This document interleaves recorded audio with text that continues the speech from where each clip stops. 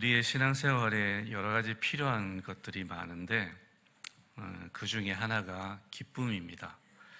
여러분 성령의 열매 혹시 아시죠? 한번 외워볼까요? 맨 처음에 뭐죠? 그 다음에 뭡니까? 희락이 뭡니까? 기쁨이죠, 그죠? 성령의 열매에도 기쁨이 있습니다.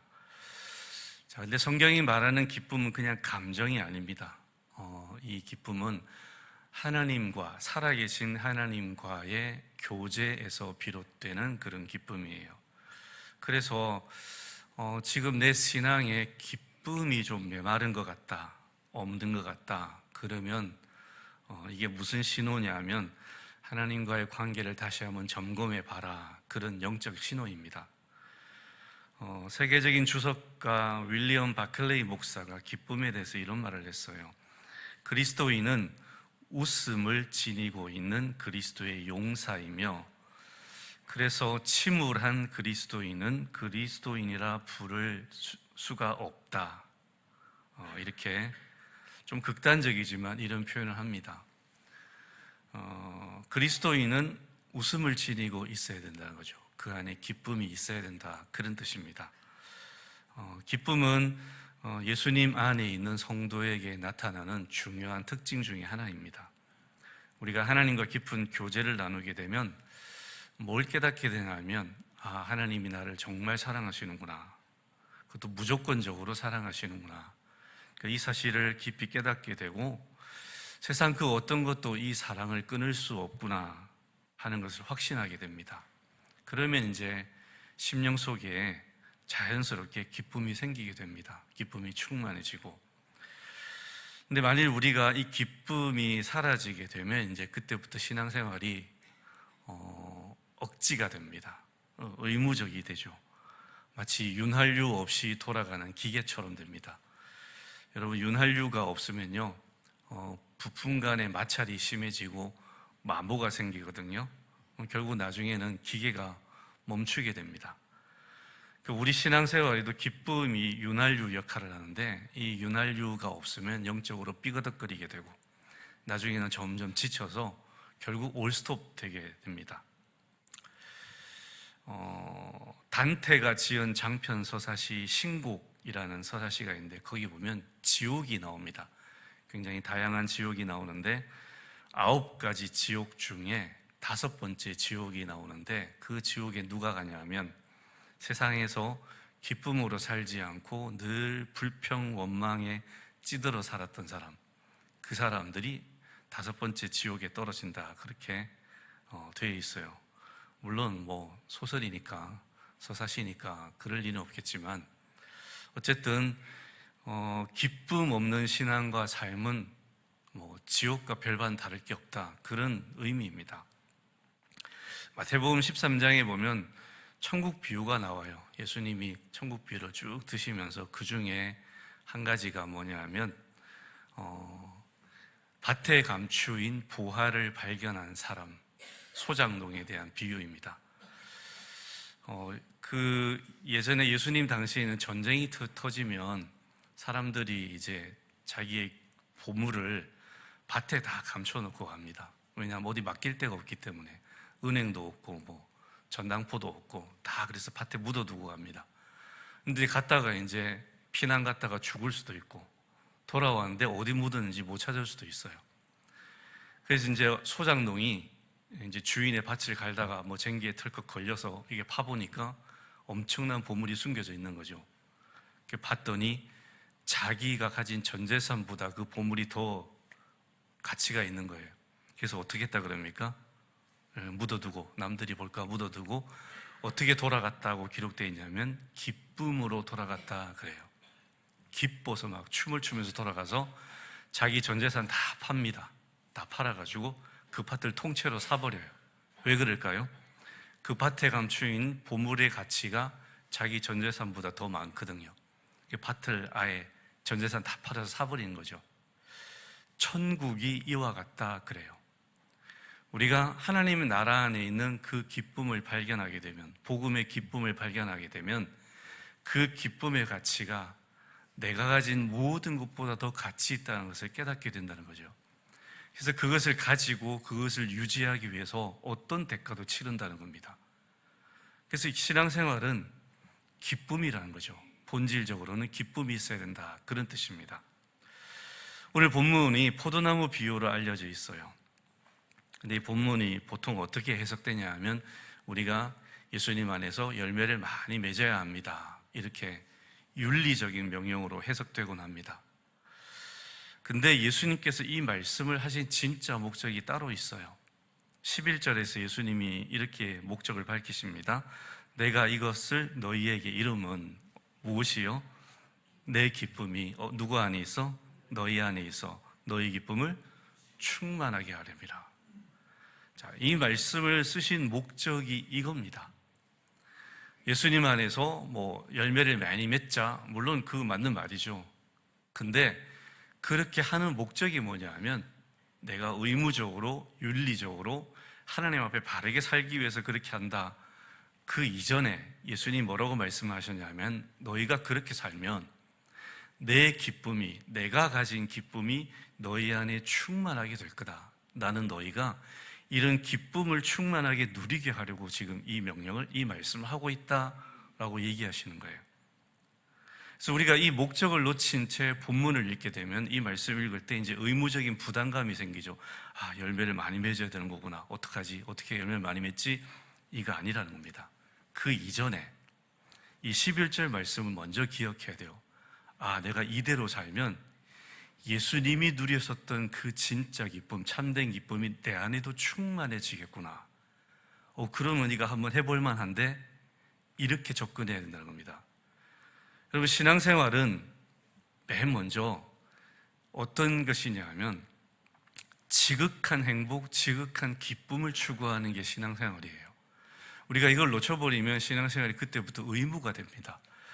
하나님 앞에 뭘 하고 뭘 드리고, 아니요, 그 이전에 신앙생활 자체가 뭐냐 하면 지극한 행복을 누리기 위해서 하는 거예요. 지극한 기쁨, 참된 기쁨을 누리기 위해서 하는 거예요. 그래서 모세도 신명기에서 그런 말 하지 않았습니까? 내가 이것을 너희에게 명령하는 것은 너희가 이걸 지킬 때 너희가 행복해지라고 그러는 것 아니냐라고 말씀하고 있잖아요. 결국 신앙의 궁극적인 목적은 그 신앙을 통해서 내가 세상이 줄 수 없는 참된 행복, 참된 기쁨, 참된 만족을 누리는 겁니다. 그게 목적이에요. 근본적인 목적. 예수님도 지금 우리에게 똑같은 말씀 하시는 거예요. 너희가 세상에서 많은 기쁨을 찾으려고 헤매고 다니고 이리저리 그 기쁨의 근원을 막 찾고 다니는데 거기 없다. 예수님 말씀하셨잖아요. 하나님 뭐라고 그러셨어요? 그거 다 터진 웅덩이다 그러잖아요. 그 물도 안 고인다. 거기서 너희를 기쁘게 해줄 만한 그 기쁨의 근원이 안 된다.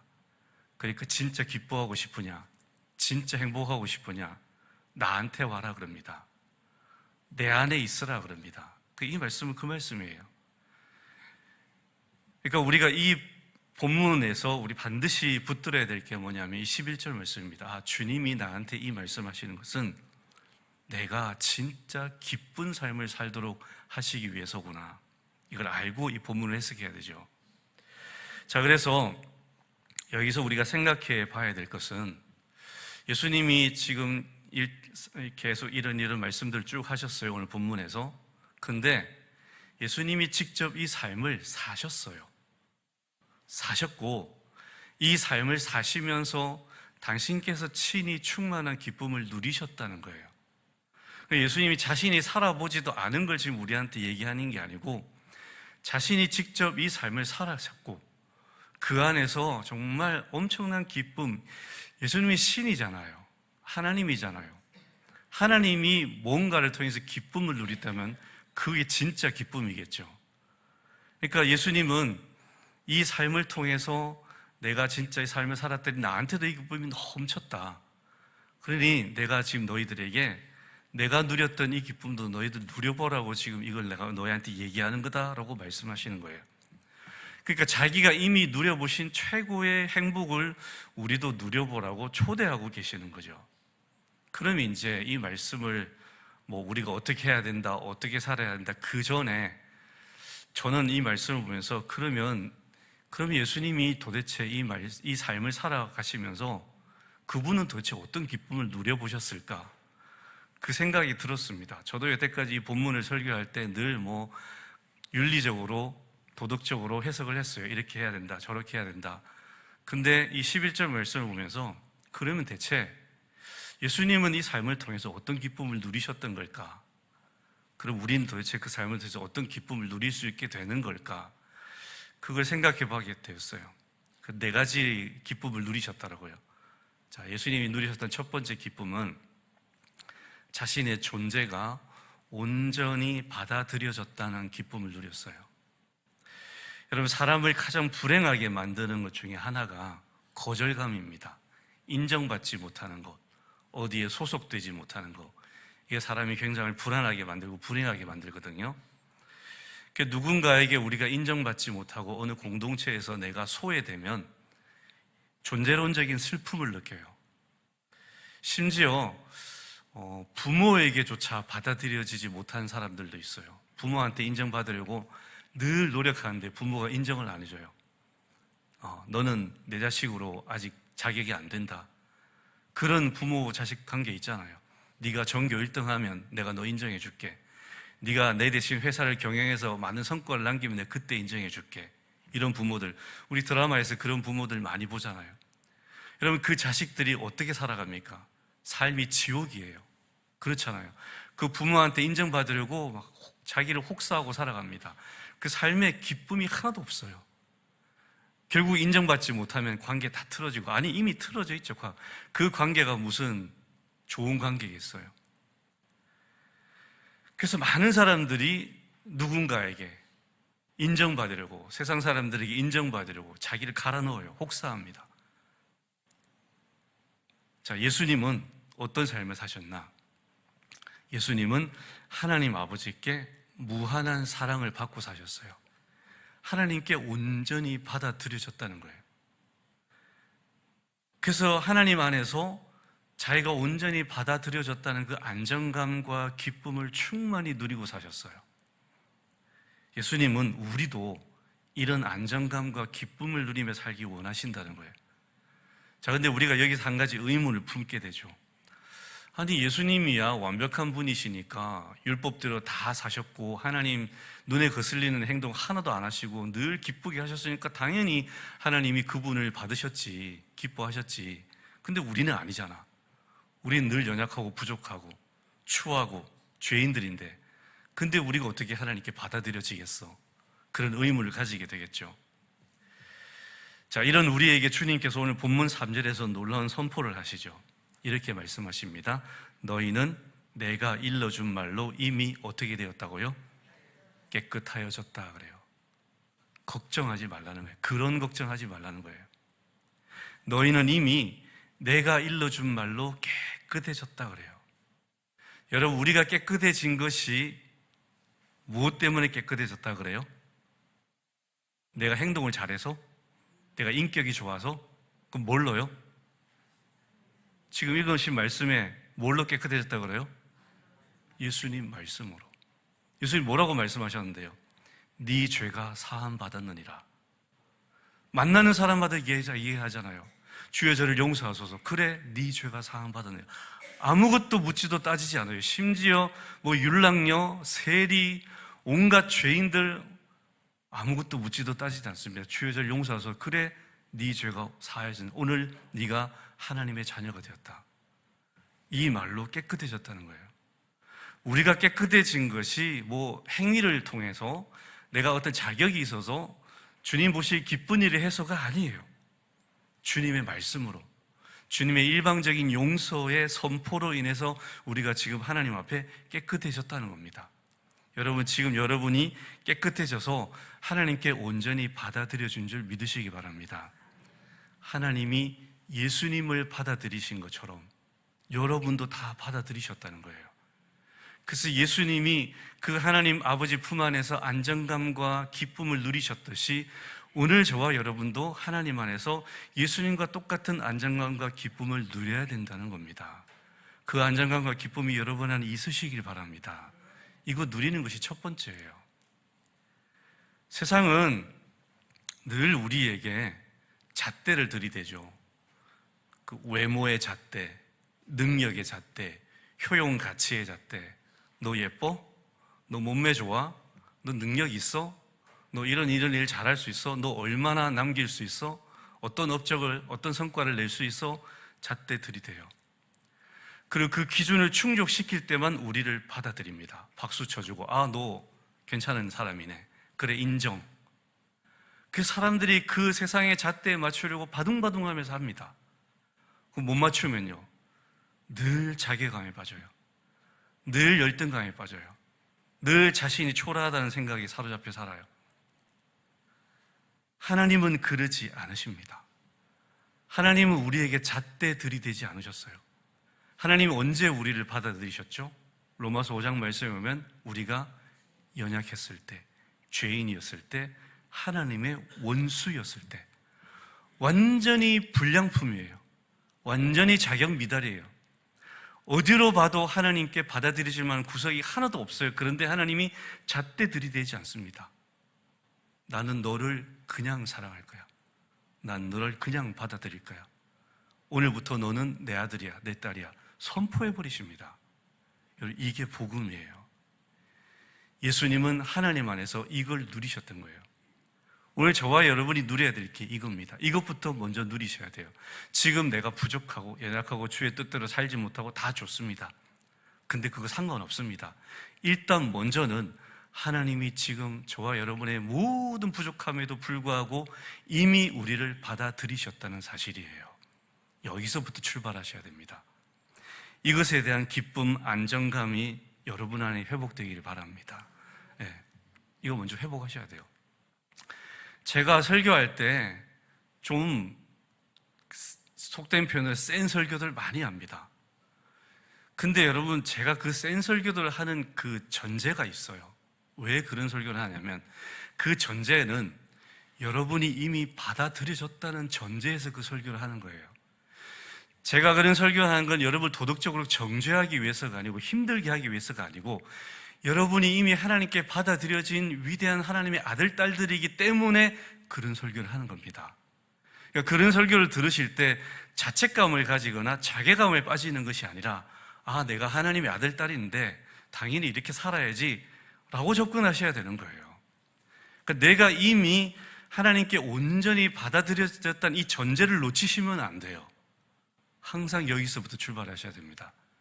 그래서 나는 지금 하나님 품 안에 있고 하나님이 나의 부족한 모습 다 알지만 있는 모습 그대로 지금 나를 받으셨다는 사실, 이 안정감, 기쁨, 주님은 이걸 평생 누리며 사셨거든요. 주님은 우리도 이걸 누리고 사시길 원하시는 거예요. 그래서 보아서 복음을 전하신 거예요. 괜찮아, 너 과거의 율량녀 괜찮아, 너 죄사함 받았어. 하나님 너 그냥 받으셨어. 너 세리 모든 사람들 욕먹고 있어. 괜찮아, 하나님 너 용서하셨어. 하나님 너 받으셨어. 모든 사람에게 마찬가지입니다. 너 술주정뱅이 괜찮아, 그냥 와, 하나님 너 받으셨어. 제가 어저께 어떤 목사님의 그 자기교회 얘기하는 것을 들었어요. 그 목사님이 개척교회를 하셨는데 이 교회는 정말 문제 있는 사람들만 와요. 이혼 가정, 술주정뱅이들, 정말 성격 나쁜 사람들, 그런 사람들만 다 온대요. 그런 사람들 다 와서 어떤 분은 이제 술 잔뜩 취해서 예배 온대요. 근데 목사님이 아무 말도 안 하고 예배 드려요. 다 받아들여요. 그분들이 그 받아들임으로부터 엄청난 감동을 받는데요. 나 같은 사람도 받아들여지는구나. 나 같은 사람도 누군가 그냥 있는 모습 그대로 받아주는구나. 그것도 그러면서 서로가 또 받아들여요. 그래서 그 사람들이 정말 엉망진창의 모습으로 교회에 왔다가 자신이 목사님이 먼저 자기들을 받아들여주고 그리고 말씀을 통해서 하나님이 자기들을 받아들여준다는 사실을 깨닫게 되면서 사람이 변하는 거예요. 완전히 변해요. 그리고 서로를 사랑하고. 교회는 이런 곳이어야 됩니다. 그런데 그러기 위해서 먼저는 내가 하나님께 이미 받아들여졌다는 기쁨을 누리셔야 돼요. 하나님 나 받으셨구나. 다음 주에 여러분 그러면 술 잔뜩 마시고 오세요, 여기. 네. 제 집고 한번 와보시든지. 이런 확신이 있어야 돼. 하나님 나한테 받으셨다는 거. 그게 먼저 돼야 돼요. 하나님이 우리에게 잣대 드리시면 누가 여기 설 수 있습니까? 누가 여기 앉아서 예배 드릴 수 있어요? 하나님 우리에게 잣대 들이대지 않으십니다. 먼저 받으세요. 그 다음에 요구하시죠. 너 내 아들, 딸이잖아. 그러니까 이렇게 살아야 되지 않겠니? 라고 하시는 거지. 이미 받아들이신 다음에 요구하시는 거예요. 이걸 먼저 전제로 하셔야 됩니다. 하나님이 오늘 여러분을 있는 모습 그대로 다 받아들이신 줄 믿습니다. 이 안정감과 기쁨부터 누리셔야 돼요. 자, 두 번째는 자신의 존재 자체를, 존재 가치를 깨닫는 기쁨이에요. 아, 내가 가치 있는 존재가 되었구나. 사람은 자기 존재가 무가치하다고 느낄 때 정말 깊은 자괴감에 빠집니다. 좌절에 빠지죠.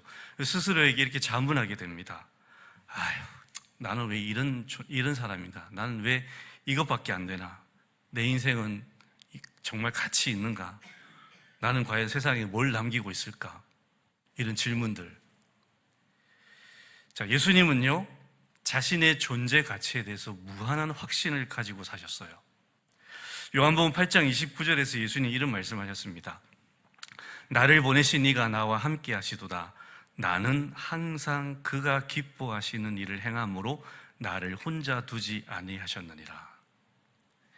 예수님은 자신이 언제나 하나님께서 기뻐하시는 일을 행하고 있다는 사실에 대해서 깊은 자존감을 느끼고 계셨어요. 나는 하나님 늘 기쁘게 해드리고 있어. 이게 예수님의 자존감이에요. 존재 가치예요. 내가 지금도 아버지께서 하라고 하신 그 일을 행하고 있어. 이게 예수님의 자존감의 근거예요. 가치가 있다는 거죠, 자기가 아버지한테. 자, 예수님은 우리도 스스로의 존재 가치를 깨닫는 기쁨을 누리기 원하십니다. 그러면 구체적으로 우리는 어떻게 우리 존재 가치를 깨달을 수 있을까? 5절 말씀을 봅시다. 5절 말씀 우리 같이 한번 읽어봅시다. 시작.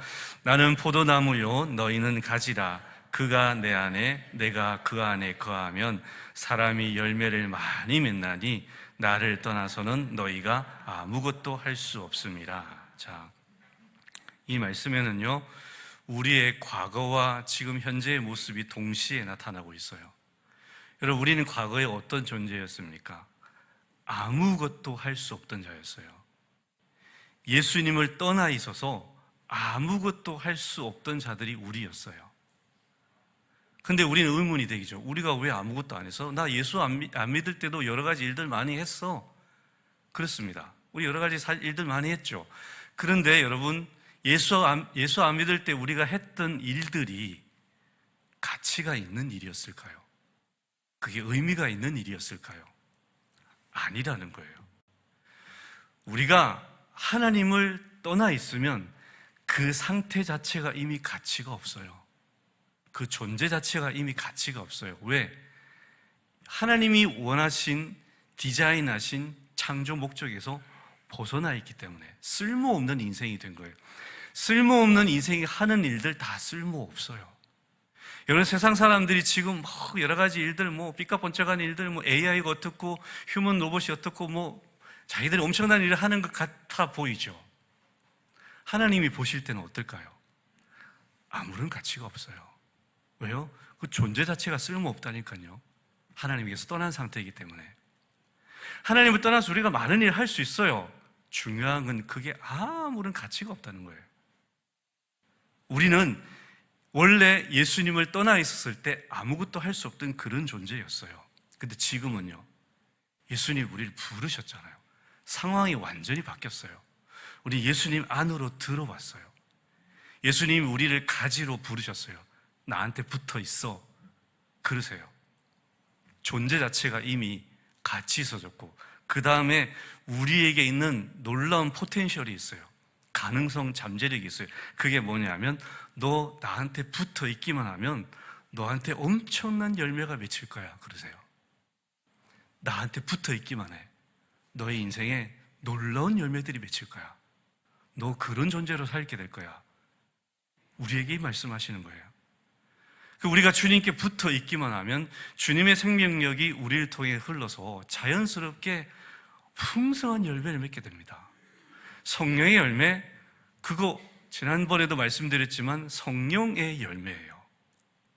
우리가 맺는 열매가 아니에요. 우리가 사랑, 희락, 화평, 아니요, 우리가 맺을 수가 없어요. 그거 성령께서 우리 안에 들어오셔서 우리가 성령으로 충만할 때, 다시 말해서 우리가 가지로서 예수님께 붙어 있을 때 그분의 생명이 우리 속에 흘러 들어와서 그분을 통해서 우리가 열매를 맺히게 되는 거예요. 자연스럽게. 그러니까 우리가 가지는 열매를 맺는 게 아니고요, 가지는 그냥 열매를 달고 있는 거예요. 자기는 가만히 있는데 열매가 맺혀. 그거 달려있는 거잖아요. 가지는 이런 거예요. 우리가 가지잖아요. 우리가 열매를 맺는 게 아닙니다. 우리는 예수님께 붙어 있으면 그 열매가 달려요. 그냥 이게 열매가 맺힌다는 뜻이에요. 그러니까 내가 열매를 맺어야 된다는 그런 부담감을 가지실 것이 아니라, 내가 예수님께 잘 붙어 있으면 나를 통해서 기가 막힌 열매들이 맺히겠구나, 기대감을 가져야 되는 겁니다. 그 우리가 해야 될 게 뭐냐? 예수님께 계속 붙어 있는 거예요. 예수님께 붙어 있는다는 게 어떤 거냐면 늘 예수님을 생각하는 거예요. 요한계시록에 다른 말씀이 나와요. 예수님이 라오디게아 교회 성도들에게 이렇게 말씀하셨어요. 볼지어다 내가 문 밖에 서서 두드리고 있나니 누구든지 무엇을 열면, 그 마음을 열면 내가 그에게로 들어가 그로 더불어 먹고 그는 나로 더불어 먹으리라. 예수님 이거 지금 성도들한테 보낸 말씀이에요. 불신자한테 하신 말씀이 아니고 라오디게아 교회 성도들이 예수님을 문 밖에 세워두고 있어요. 그러니까 예수님께 붙어 있지 않는 거예요. 그래서 예수님 계속 문을 두드리신다고, 열 때까지 두드리느니 누구든지 그 문을 열면 그건 마음의 문이에요. 마음의 문을 열고 예수님 오십시오, 들어오세요, 저와 함께 합시다.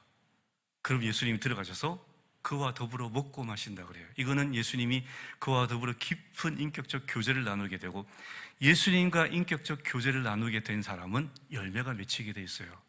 여러분 삭개오를 봅시다. 완전히 수전노잖아요.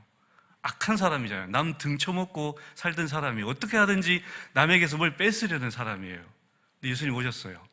나무에 있는 삭개오 보고 내려오라고, 내가 오늘 너 집에 가겠다. 삭개오가 기쁨으로 집에 갑니다. 예수님 모시고 가서 한상 차려서 예수님과 먹고 마시면서 교제한 다음에 삭개오가 뭐라고 고백합니까? 예수님 삭개오한테 아무것도 요구하지 않았어요. 그냥 사귀셨어요.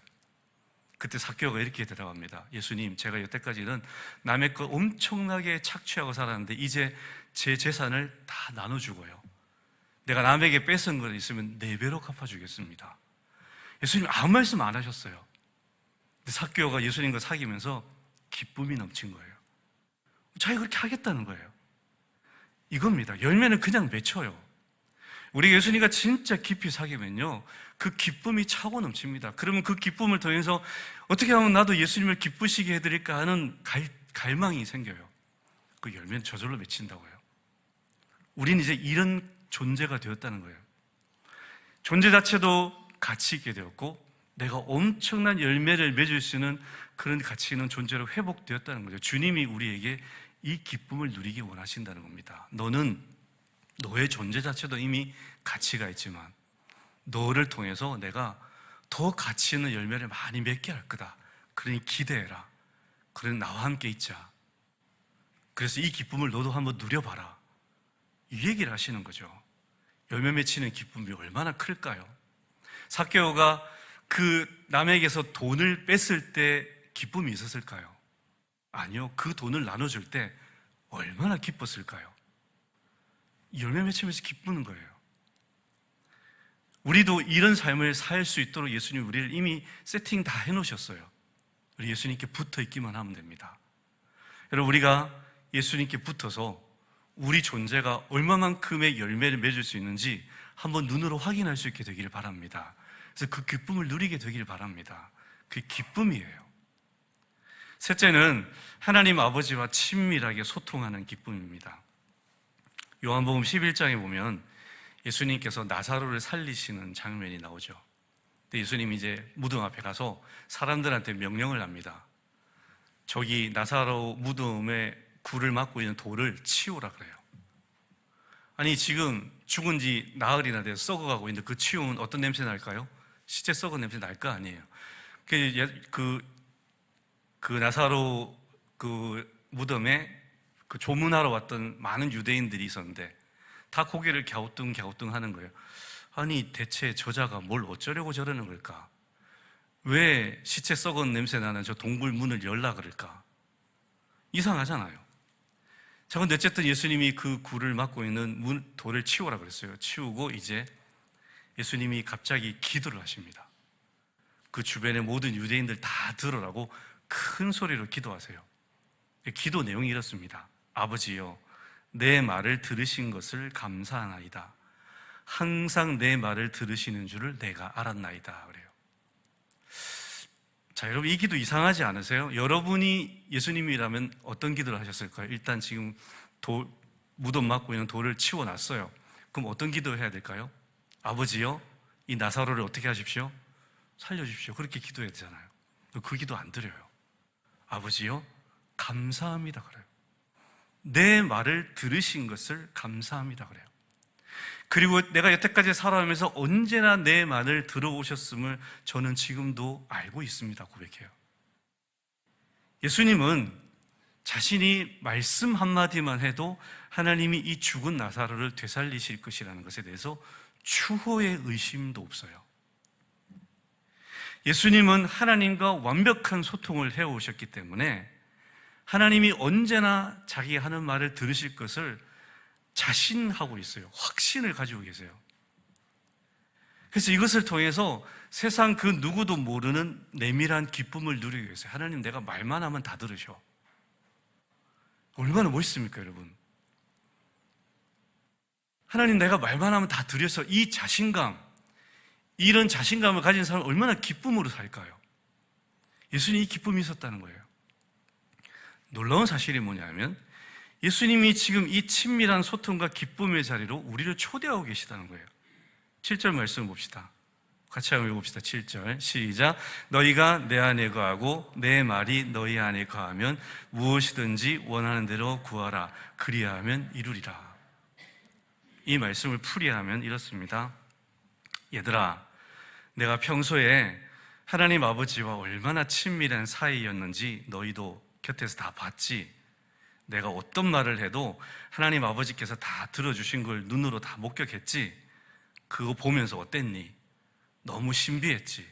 또 한편은 너무 부러웠지. 그래, 이제 너희 차례야.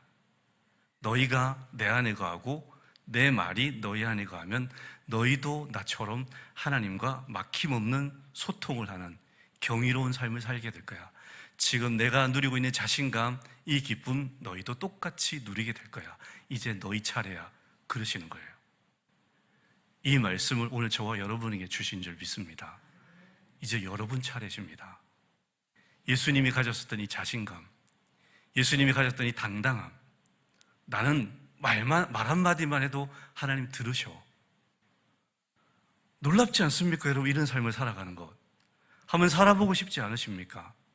예수님 우리에게 초청하고 계시는 거예요.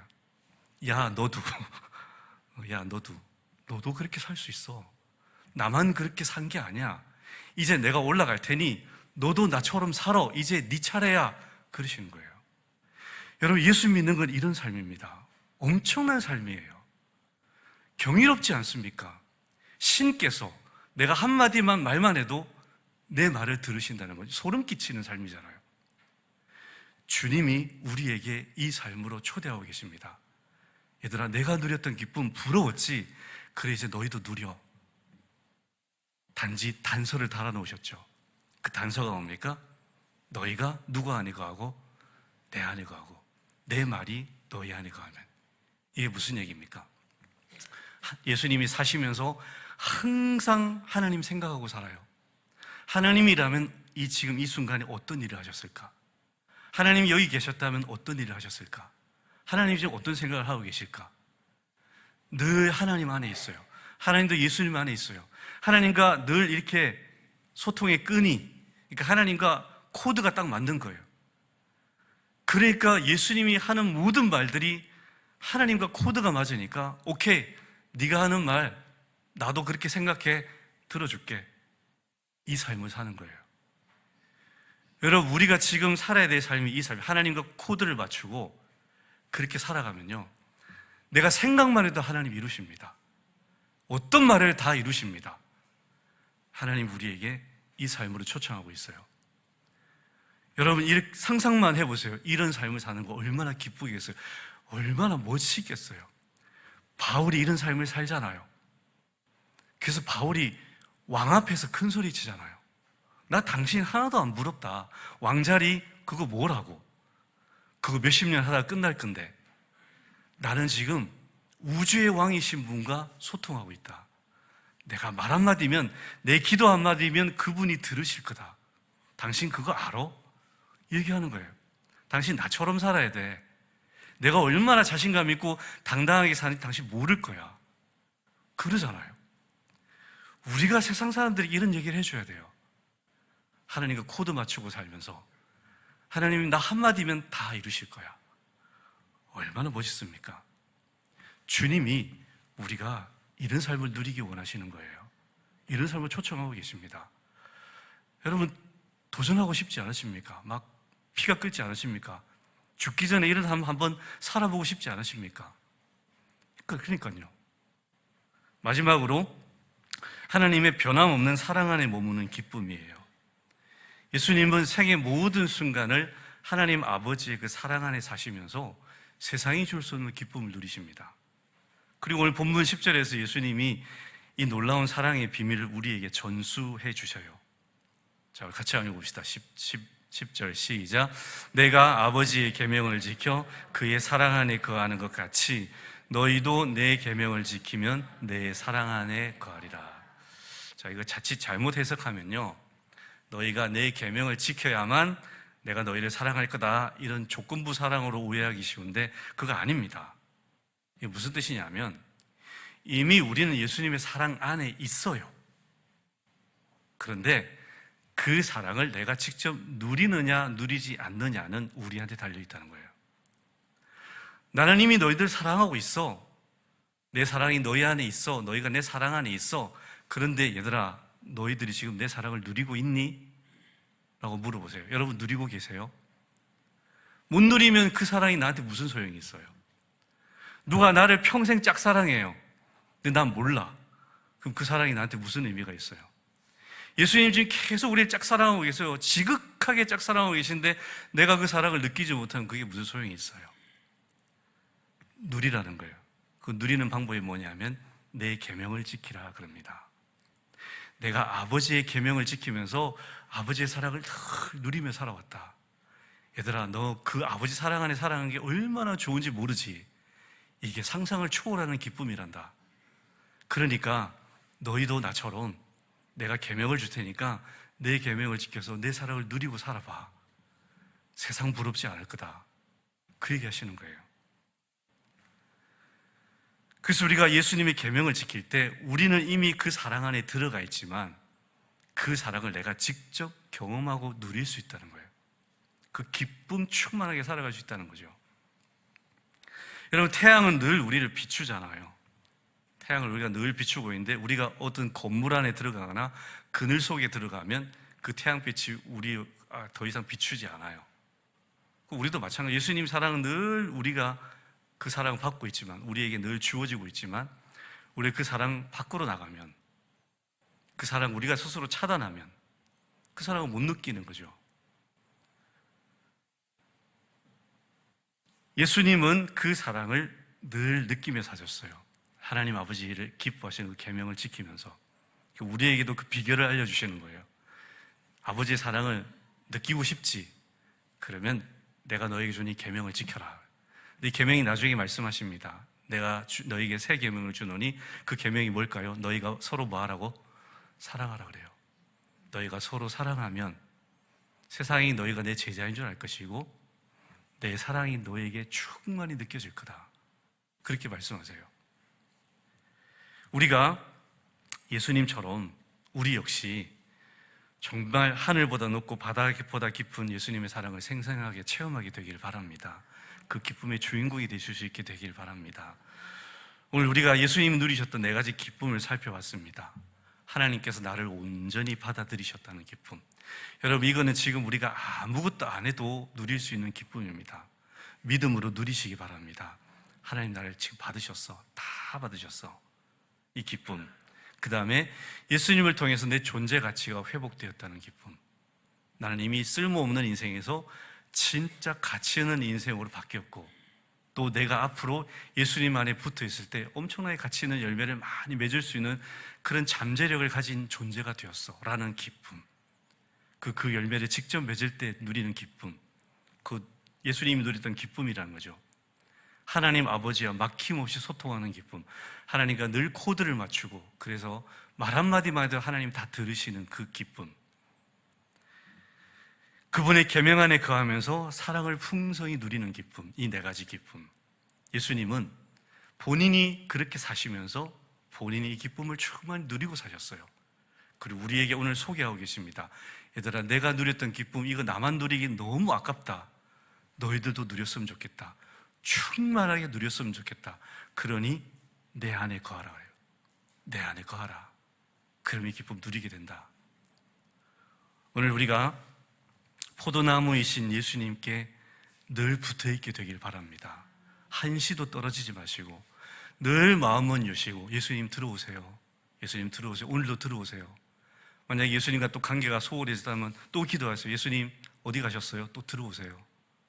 계속 이렇게 주님과 소통할 때, 교제할 때 나도 모르게 내 인격이 변하고 내 심령이 변하고 내 삶이 변해서 놀라운 열매를 맺게 되는 삶이 된다는 거예요. 그건 우리가 노력해서 열매 맺는 게 아닙니다. 내가 할 노력은 딱 하나, 예수님 안에 있는 겁니다. 거하는 거예요. 올 한 해 우리가 늘 예수님 안에 거하기를 애쓰고 힘써서 이 풍성한 기쁨을 우리도 충만히 누리고 살아가는 그런 하나님의 백성들 될 수 있기를 주님의 이름으로 축원합니다. 하나님 아버지, 우리를 받으신 줄 믿습니다. 우리의 존재 가치를 회복시키신 줄 믿습니다. 우리를 지금도 사랑하고 계시는 줄 믿습니다.